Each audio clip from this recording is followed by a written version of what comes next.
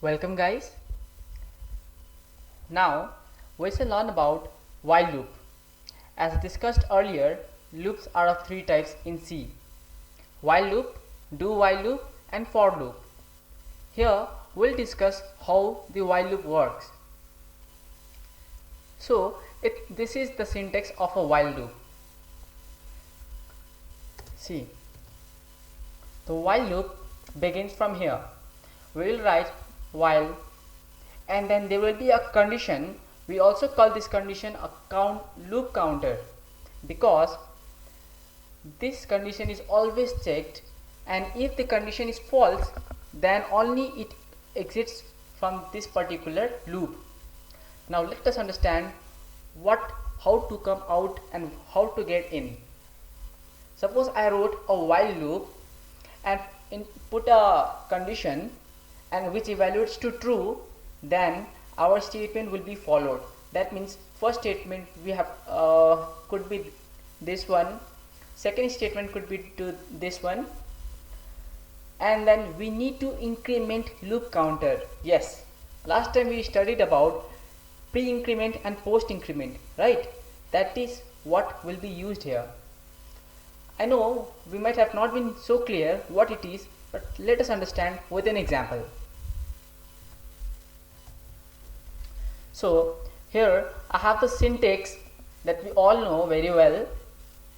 I'll write a simple program via which we will understand how the while loop works. So for that we should know what is our question.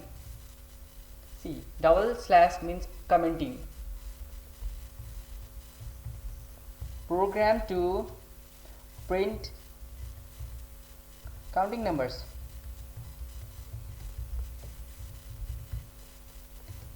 Till n number. Yes, now we'll write a code that will print counting numbers starting from 1 to n number. That means we will enter the number n and our code will give us the counting numbers till that particular n.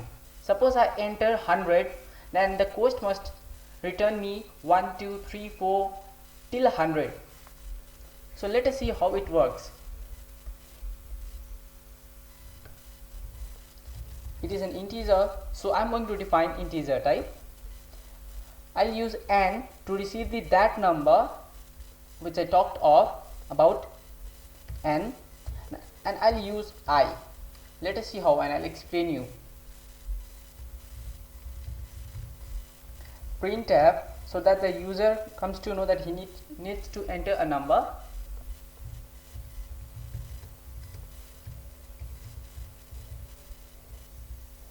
/n \n scanf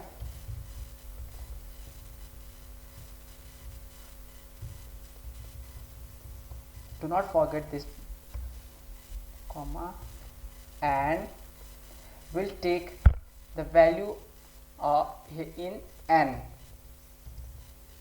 Okay, now we'll initialize the value of I as I equals to 1. I initialize the value of I is equals to 1. Now I'll use while loop. See, as I wrote while, it became white, means it's a keyword, it's already reserved in the compiler. Now I will write a condition here. For that I will write later so that we'll understand it well.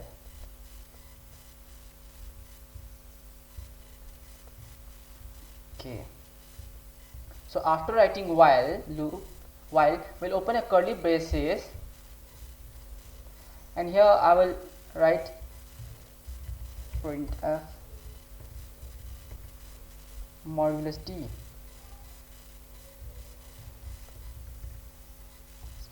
n I plus plus. Okay, first of all let's check our answer. Alt F9 error while. Okay, I didn't write any condition, that I left for a while. So I is less than equal to 10. I will explain it in brief. First let us get the result so that you will be more confident. Success, Ctrl plus F9. Okay, enter a number. Suppose I'll enter 50, 10. Oops, not this one. I took the value in n now, so why 10? N will be there. Alt F9, success, control F9. Enter a number 50. See, we got the value 50 till 50. Control plus F9, 50, right? In the upside we have the counting number from 1 to 50. Now let us understand how the program worked. We all know the syntax till here, right? Now I declared integer type variable n and I, and I told the user to enter the value of n which is given in the question, so that I'll print the number starting from 1 to that particular n. So I took the value n received from the user with the help of scanf function, and as I told you, I will get the counting number starting from 1. So I initialize the value of I is equals to 1, means the beginning number will be 1. Remember, here we can add any number. We could have started from 20, 25, even we could have started from 49. Yes, because it all depends on the coder. Now coming to the while loop, this is something new that we are going to learn. As I told the syntax, but we were not sure what and this means in the slides that I represented. See, I wrote the keyword while, and I will leave this for a while, the condition, the counter loop condition. Now we came to the curly braces. This means these statements will be printed unless our condition will be true. And in our statement, what is there? Printf function is used for what? Modulus d means integer type, right? The value of I is printed. Slash n means it will give you a new line after printing this thing. And I plus plus means it will increase the value of I by 1. Now let us see how it works. See, as I have the value of I is equal to 1, right? I have I equals to 1. So I is less than n. What is the value of n? N is equal to, as I entered 50, so let's take it 50. Okay, n value is 50, I is equal to 1. I have initialized. So I, that is 1, is less than equal to 50. Yes, 1 is obviously less than 50, less than equal to 50. So the condition here is true.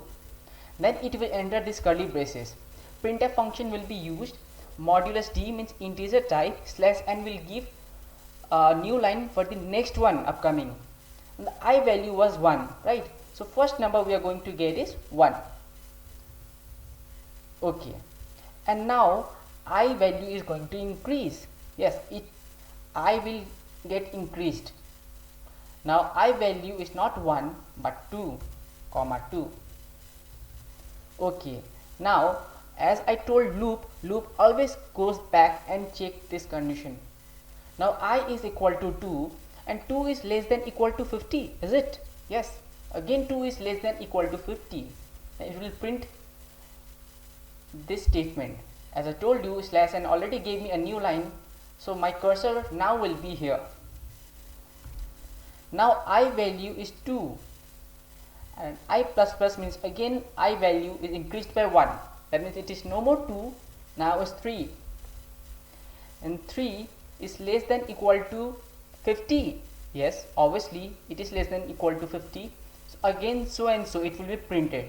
Now as the I value goes up to 50, after last from 49, I plus plus will give 59, right? So let us come here. I value is equal less than equal to 50. Yes, I is not less but it is equal to 50. So again the statement here is true. Printf modulus d slash n. Now I value is